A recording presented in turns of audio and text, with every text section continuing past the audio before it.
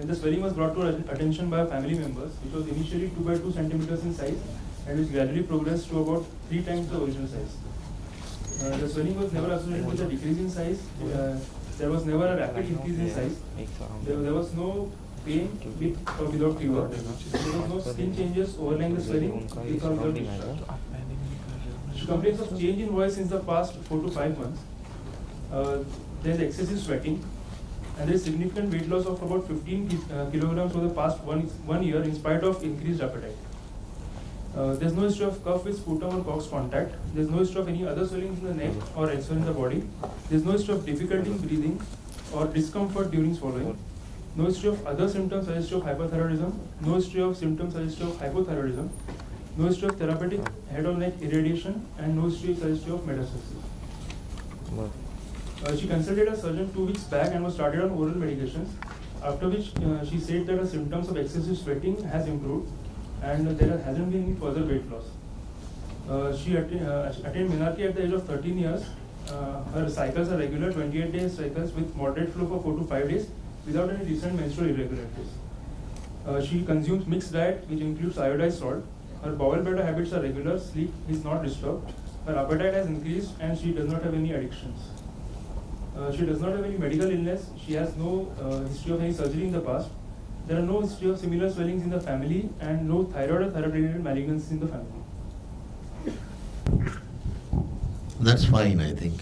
You would see that all those points have already been covered. And I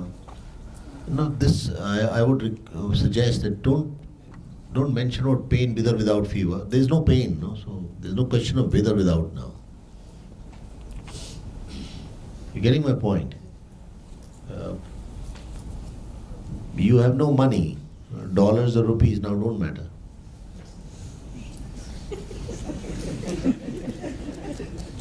So it is like the previous presenter, the first one. He doesn't have this along with this. So you're unnecessarily trying to cover up some checklist. That is not required. No thyroid or thyroid-related malignancies. You can be precise. No head and neck malignancies, no thyroid malignancies. And you can be specific. Okay. I examined the patient in a well-lit room in the presence of a female chaperone after taking informed verbal consent with adequate privacy. Patient is alert and cooperative, well hydrated with a body mass index of 21 kg per meter square, Karnofsky's performance scale of 90. She is afebrile, pulse of 84 beats per minute in the right atrial artery regular with normal volume and character. Her blood pressure is 120 by 80 millimeters of mercury in the right arm taken in supine position. Respiratory rate is 16 cycles per minute. Fine tremors are present over the outstretched hands and tongue.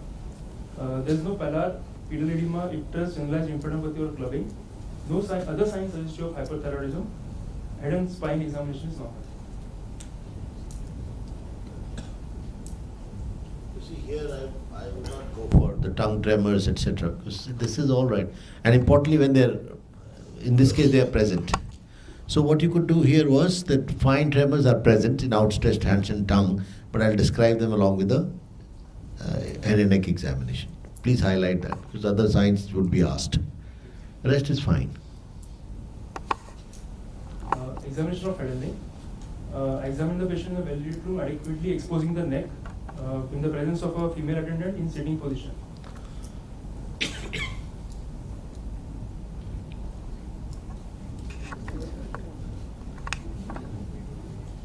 Sorry, so the video isn't playing. I just Played separately, I think.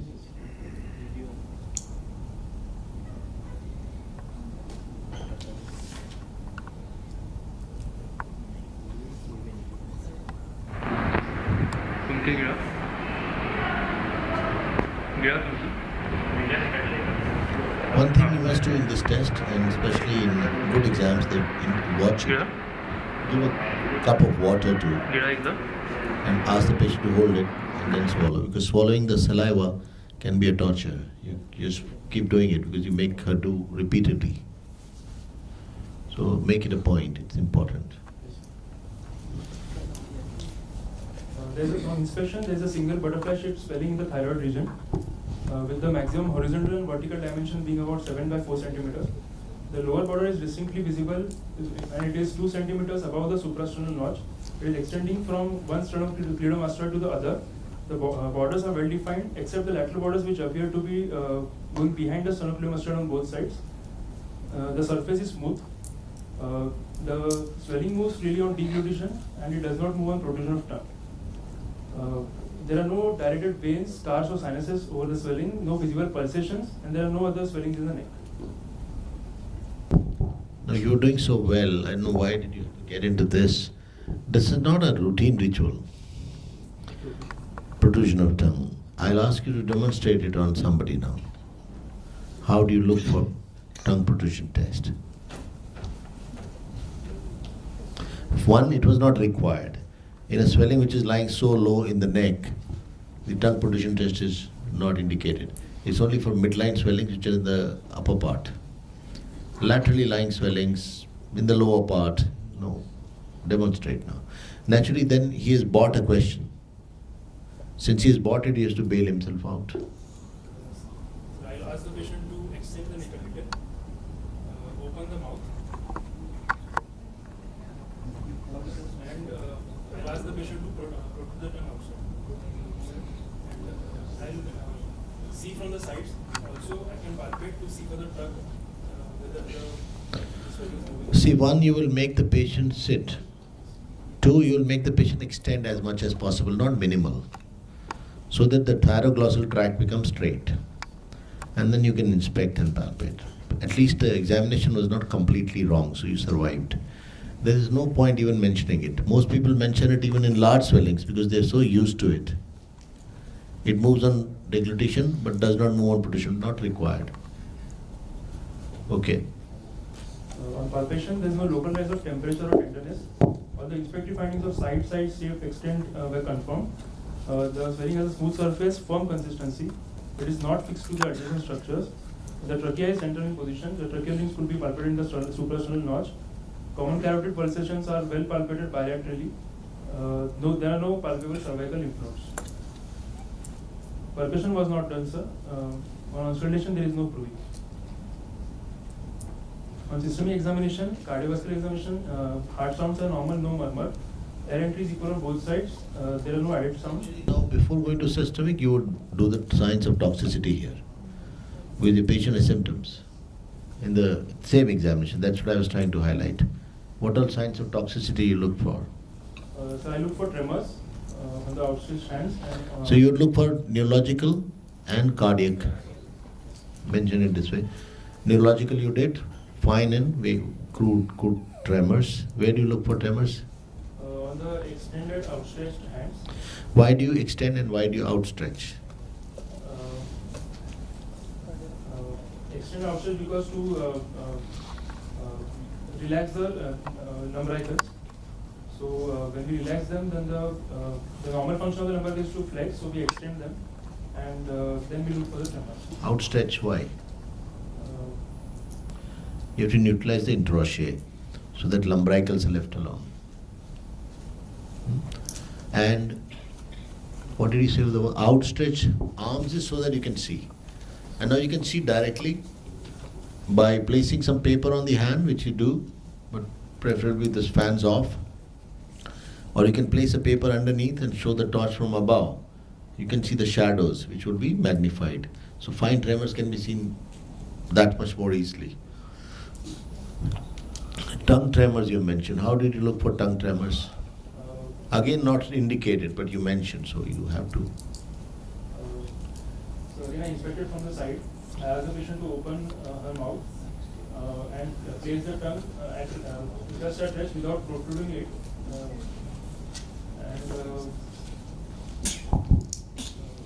Difficult. Why don't you let the patient protrude completely? Because I wanted to stay relaxed. Which muscles? Extrinsic muscles. So if you make them completely stretched, there will be no tremors like you've seen here. Tremors happen when they are in a relaxed position. Okay. But preferably you will demonstrate it to the patient yourself. You will ask the patient to open the mouth and keep it open, and the tongue should be put on just in front of the lip, lower lip. and then you look for just above, so that you look for the tremors you can assess from behind. But it's very difficult to look for tongue tremors. You should look for tremors in the hands. What are the other signs you look for? So I look for tachycardia.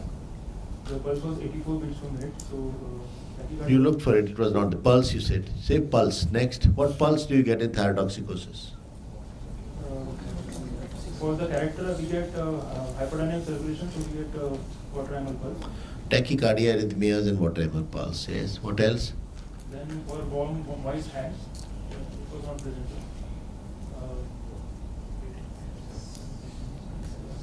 Then I look for eye signs. What are those? Lead retraction. No, stay from mild to severe.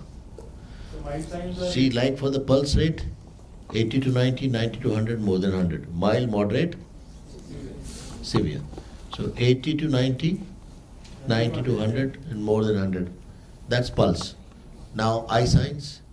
I look for mild signs. Stellweg sign is the stare is the first one. And you didn't mention in your examination that I examined the patient in a sitting position, with me sitting in front, eyeball to eyeball, close. So you look for at a distance of 30 to 40 centimeters, not more than that. The blinking is what you look for. It's absent in a patient. Then you look for lead retraction and lead lag. that is one Graffé sign. Then you do Joffre sign in the same sitting, where there is absence of wrinkling. But before you proceed, you can show it on him. How do you do it? You can show it on him, maybe. He's already at a higher position there. Sir, first you have to stabilize the head of the patient. Ask him to look directly at the finger in front of the Joffre's. Yeah. If you don't, I was wanting to hear this only. You fix the head. Because if you don't, then the person moves the neck, then that won't work out. And everything else can be done. Carry on. So Joffre's, one Graffé's. Then we ask the person to follow the fingers as we move it up and down.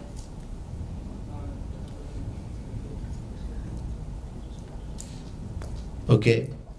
And then you look for the severe toxicity. Mild is Stellweg, one Graffé and Joffre are moderate, and severe is Moebius and Nephysicus. So Moebius is convergence, and Nephysicus you go behind and look for the bulge, exophthalmos. Please sit down. Thank you. No head and neck examination is complete without examination of the cervical lymph nodes and cervical spine. Mention about cervical spine also. You mentioned about cervical. You mentioned, okay. No, not in general examination, head and neck. That's what I'm saying. Finish it here, because then it will be lost. When you're doing the thyroid examination as a part of head and neck examination, finish with toxic signs and other things. Finish it there. Okay. And on central nervous system, I check for the deep tendon reflexes. They were normal. Yes, you can move. My diagnosis, original diagnosis is a 45 lady with diffuse goiter with primary thyrotoxicosis with hoarseness of voice without any signs of that. Is hoarseness of voice a pressure symptom? In this case, it could be because of vocal cord pneumonia. No, I'm asking you a simple question. Because hoarseness of voice is an infiltrative symptom of malignancy, where recurrent laryngeal nerve gets infiltrated. Pressure symptoms are difficulty in breathing, stridor, orthopnea, not dysphagia. There is no dysphagia. Dysphagia is very, very, very difficult sign to elicit. Dysphagia is a difficulty in swallowing, which you observe in pressure on the esophagus, which will happen after trachea has been compressed, because esophagus is behind trachea. But commonly the features behind discomfort in swallowing are related to weight of the swelling. Because when you're swallowing, the swelling moves up. So if the swelling size is more, it will be discomfort. That is the reason. And why does it move up? So because the thyroid enclosed within the pretracheal fascia, which is condensed behind as a Bell's ligament, which is attached to the cricoid cartilage, and during equilibration, the superior constrictor muscles, which are attached at the thyroid cartilage, they move up, they pull the thyroid cartilage upwards, and hence the thyroid moves upwards. The whole thing, the laryngotracheal complex moves up because of the superior constrictor. So in swallowing, this is a movement upwards. Okay? Now, if the weight is increased, that movement will be with discomfort. That's why when they say we have difficulty in swallowing, it's not that dysphagia which you know, that you get in cancer esophagus or due to pressure on the esophagus, because there it is a mechanical block. Here it's an indirect discomfort due to the weight being a lot. So when the person swallows, the weight is so much that there is a little bit of a discomfort around the neck. That is what you look for. So you don't need to don't act smart here. It's not needed. Because pressure symptoms of hoarseness are rare. One, it has to be bilateral, and then it has to be huge. It's not so big. This size swelling producing hoarseness would be recurrent angina involvement. I'll think of malignancy then. Because hoarseness is due to infiltration of recurrent angina, which is more important. Like I was talking about dimpling in the previous case. Dimpling is infiltration of ligaments of Cooper. It's a more important physical sign of malignancy than peau d'orange. Because peau d'orange you can get even in inflammation. Mastitis, breast abscess. But infiltration won't happen with abscess. That is what I wanted you to highlight. So it will be diffuse goiter with primary thyrotoxicosis. I have no problem, but what are the features of thyrotoxicosis? In your examination you found nothing. So if she's got thyrotoxicosis, do you think the pulse rate and features have disappeared because of the therapy? Yes, sir. She has been taking therapy. So therefore you'd qualify. A 45-year-old lady with diffuse goiter with primary thyrotoxicosis on therapy. Then I can understand. Otherwise, hoarseness, by and large, in thyroid is a feature of malignancy. Hoarseness is not common with thyrotoxicosis, it's common with hypothyroidism. When there is myxedema, there is hoarseness of voice. Because of everything inhibitors, everything sluggish. How do you proceed? Why do you say it's diffuse goiter? Why do you say it is primary thyrotoxicosis? And why do you say it is not malignancy? All three. So it is a diffuse goiter because the thyroid as a whole is enlarged. There are no nodules. The entire gland is formed on palpation. I say it is a primary thyrotoxicosis because the symptoms started along with the swelling. That is 1 year back. And there are symptoms of excessive sweating, weight loss in spite of increased appetite. And she's on therapy, which would go in favor. And with no signs of malignancy, what? Because there is no, on history, there is no rapid increase in size of the swelling. Age of the patient is 45. So she's not old. And on examination? On examination, the gland is not fixed to the adjacent structures. By and large, you're right. Consistency, go by what? Go for logic, simple things. But the only catch is hoarseness, so you'll have to fix it somewhere. So in taking this history, go back to the patient, ask again, is it hoarseness or something else? She said that since there is definite change in voice since the past 4 months. Malignancy, is it common with thyrotoxicosis? No, sir, it is not. Uncommon. You get it in less than 10% because cancers don't secrete thyroxine. So you don't get thyrotoxicosis very commonly. But in, say, about 10% you may get it. So you can't say it can never happen. But you'd say, I would need to explain hoarseness. It doesn't appear as a pressure symptom. Hoarseness is never a pressure symptom. It has to be infiltration. Because nerve keeps moving, you keep increasing, it keeps moving around. It has to be fixed to get that effect. Any differential diagnosis? No, sir. How do you proceed? I'd like to investigate my patient to confirm my diagnosis, to support my diagnosis and to plan the treatment. To confirm my diagnosis, I would first like to do a thyroid function test. No. You'll have to say a couple of things together. That's the problem. Although I agree with you. To confirm the diagnosis, okay, say thyroid function test. And ultrasound of neck. You will say thyroid function test, FNAC, preferably ultrasound guided. That takes care of ultrasound problem, because a lot of people don't like to hear ultrasound in thyroid. But if they're doing general surgery, they don't do thyroid that often, they don't think it's needed. They may be right also. So what would you say? I'll do investigations to confirm the diagnosis like FNAC, preferably ultrasound guided, and thyroid function tests. That'll take care of your 3 points that you made. Malignancy you excluded, no? You have 3 points, primary thyrotoxicosis and malignancy and diffuse goiter. All 3 would be sorted out by ultrasound. Then FNA. And TFT takes care of your toxicity. So that's to confirm the diagnosis. Always be sensible in your answering. The moment you put the word toxicity, TFT becomes a first line investigation, and you will be asked scan or no scan. No, sir. Why? So, because this is a diffuse goiter. I will also do a FNAC. So I'm expecting this to be a. The radiology is not going to change my plan of treatment. Anybody else? What are the indications of scan in a thyroid disorder? Solitary toxic nodule.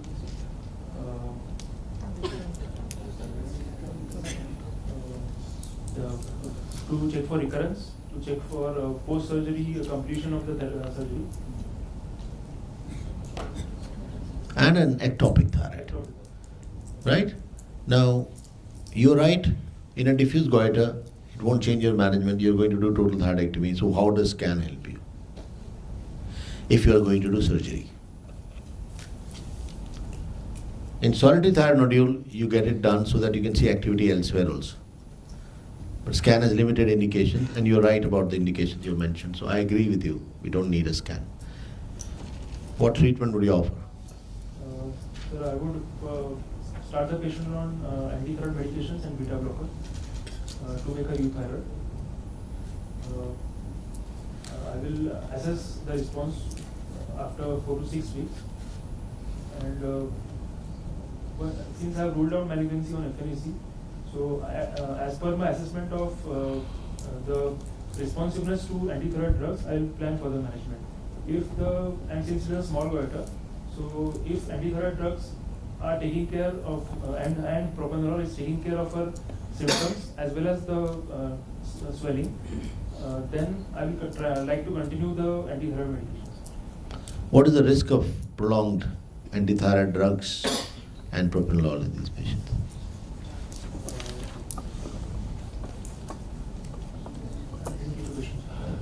I mean, what is the problem with this protocol? The chances of relapse are high. And when the relapse happens, it's good or bad. It's very difficult to control. So you should say, it depends on my discussion with the patient. I'll explain the risks of surgery. If she's willing to buy risk, I'll try to get the gland out once the patient is euthyroid. Because that's the final treatment. There's no recurrence after that. Reason you're offering benign, the non-surgical treatment is because surgery has got some morbidity. But if you can do without morbidity, and if you don't have thyroid gland, she won't get toxicity. All this stuff goes away. Correct? So medical therapy till such time that you cannot actually convince her or yourself about surgery. How do you prepare her for surgery? And what surgery would you offer her? I would offer a total thyroidectomy. Why not subtotal? Because of relapse, recurrence of thyrotoxicosis, and subtotal thyroidectomy is no longer a treatment anywhere. So we'll do total thyroidectomy, or at worst, Hartley Dunhill or near total thyroidectomy. And how do you prepare this patient for surgery? First of all, I've already started her on anti-thyroid medications. before the surgery, for 1 week, 5 to 7 days, I'll give a rubber thyroid, 10 drops thrice a day for 5 to 7 days. And I will pre-operatively I will do some investigations. I will do a ECG. I will do a indirect laryngoscopy. I will do a X-ray soft tissue neck, AP and lateral.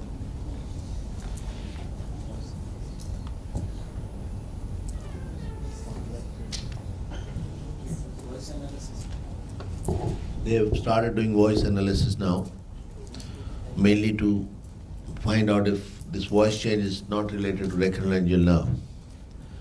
There could be a vocal cord disease also, so you would like to find out. And then many a times, anatomically you preserve the nerve, but functionally it doesn't do the job. So while you can document the presence of the nerve, but you cannot document the movement of the vocal cord.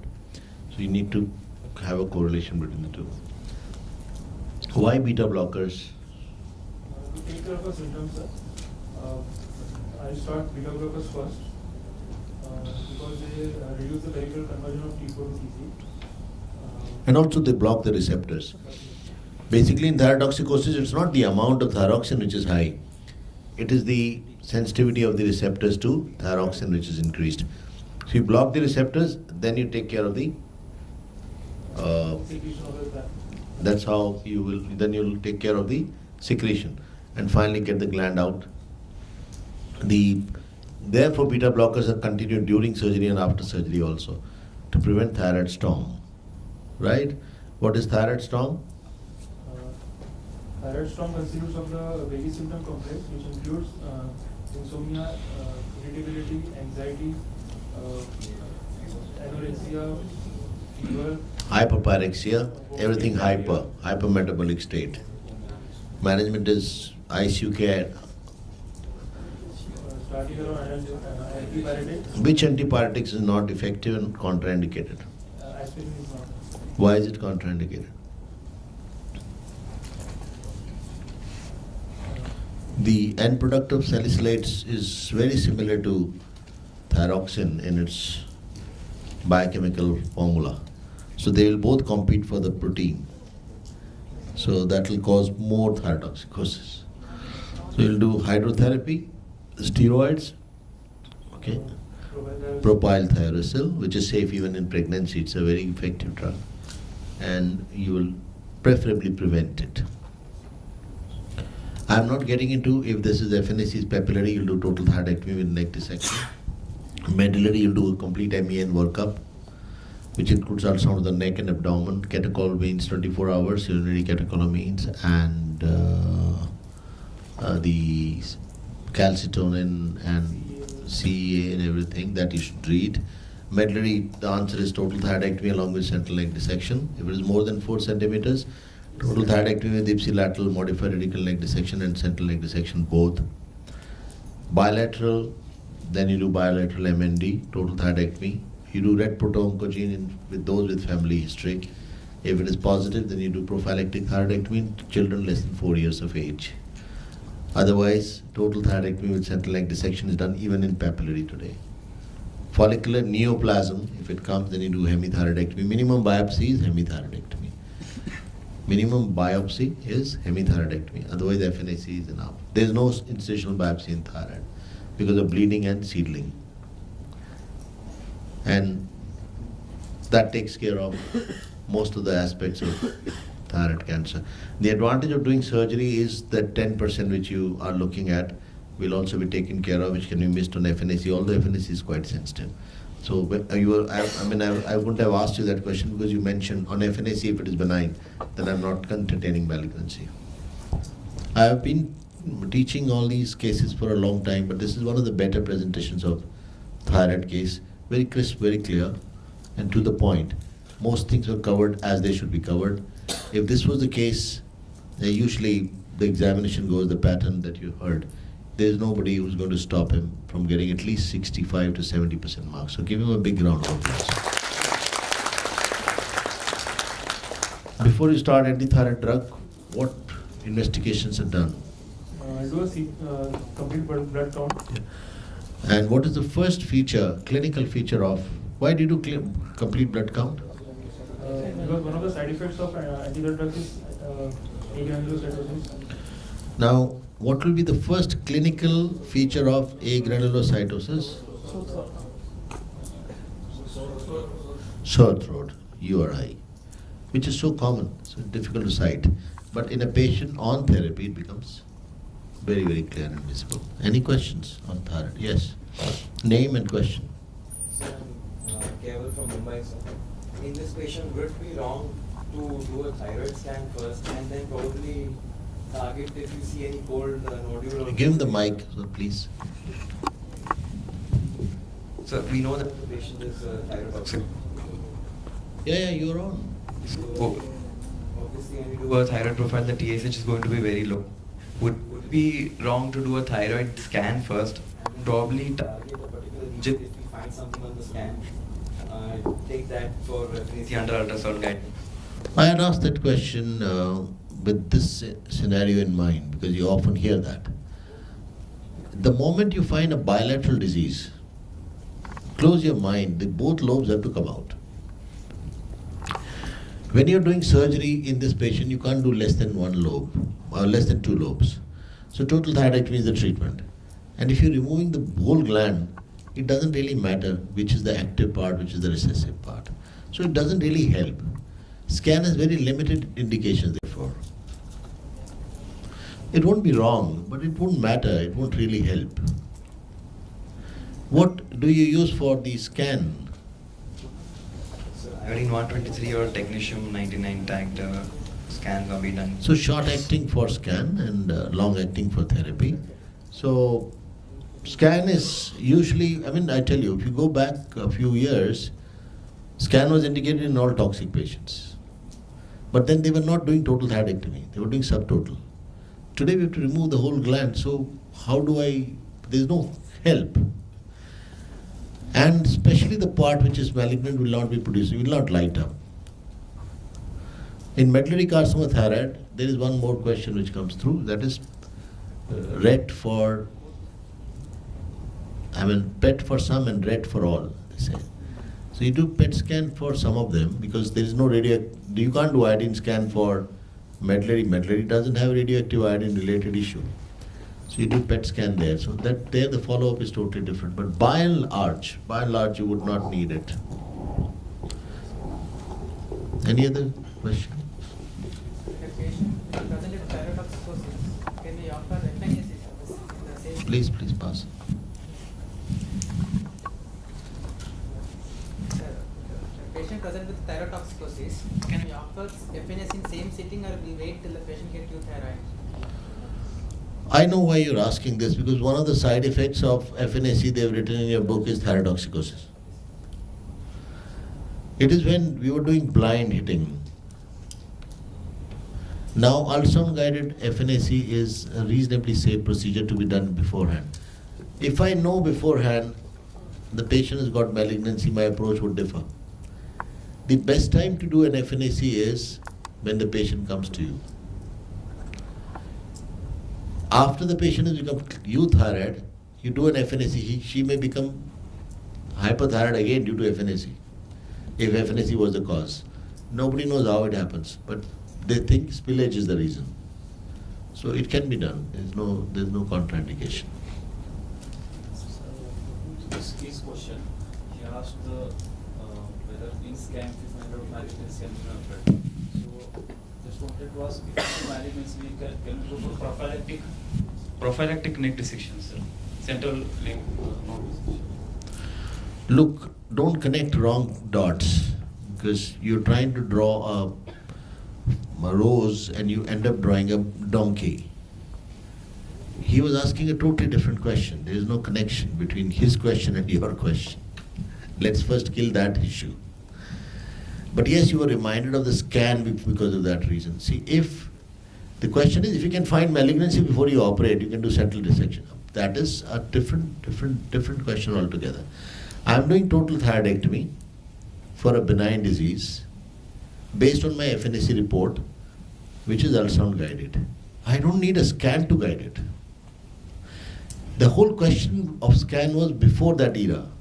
Today I can reach where I want to reach, take my FNA, If the FNA is benign, I am doing total thyroidectomy for a patient who is likely to be toxic or is toxic. Clear? A benign bilateral disease, the answer is total thyroidectomy. Benign unilateral disease, the answer is hemithyroidectomy. Follicular neoplasm, unilateral hemithyroidectomy. For all others, it's total thyroidectomy. So if I am going to do total thyroidectomy, how does it make a difference? As long as I can keep the patient euthyroid, I can operate and remove. The major problem in surgery for toxic thyroid is bleeding, and in hypothyroid patient is anesthetic problem. So surgeon's problem is that during surgery you should be able to get the gland out, and now that is what most people like to do. It is not required to chase with a scan to reach where the FNAC can be taken so that you can do a prophylactic central leg dissection. That is what your question was.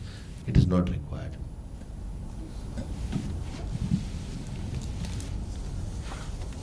Dr. Prem from Pondicherry, sir. So the thyroid Please take the mic, Dr. Prem. It's on. Sir, Now you switched off.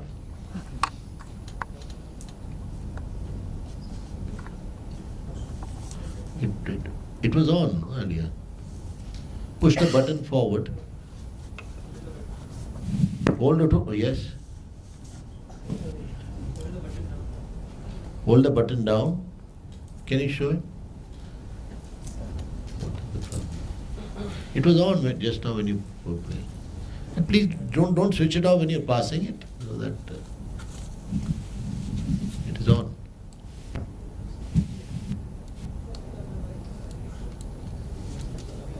Question. sir, thyroid is freely movable on deglutition, and how do which structures we can say that fixate to other structures like that? There is no fixed to other structures. There is one line is there. How could you sustain it? In anaplastic thyroid, it gets fixed to the strap muscles. If it gets fixed to strap muscles, it won't move on deglutition. If it is not movable on deglutition, you can say Then you can suspect that it is fixity. If it is moving on deglutition, it is already excluded that it is fixed to anything else surrounding structures. So the thing is, there is no need to say that line. There is absolutely no need. Similarly, carotid pulsations. It is expected that you know where to palpate for it. That is C6 transverse process against the Shagnax tubercle.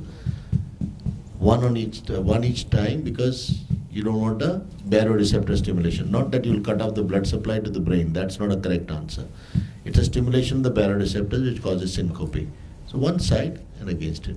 There's no point then describing that Berry's sign is not present. You're right. There's no point describing Coccus test here. There's no point describing Pemberton here because you have felt the lower border. So if you describe all the borders, then Pemberton is not needed. If you can do the trail sign which you mentioned for trachea, you don't need a Coccus test. So it is very natural that those tests are indicated in cases where it is relevant.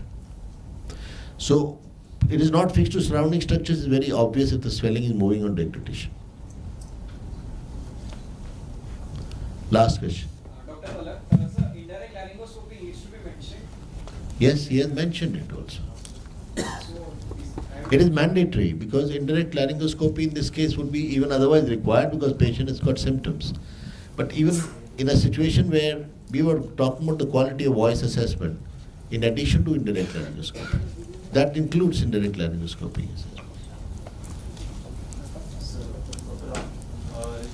Some would say there is some engulfment of carotids. Some say it is displaced.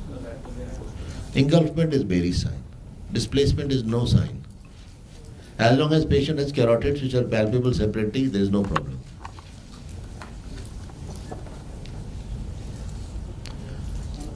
So give him a big round of applause and we conclude that.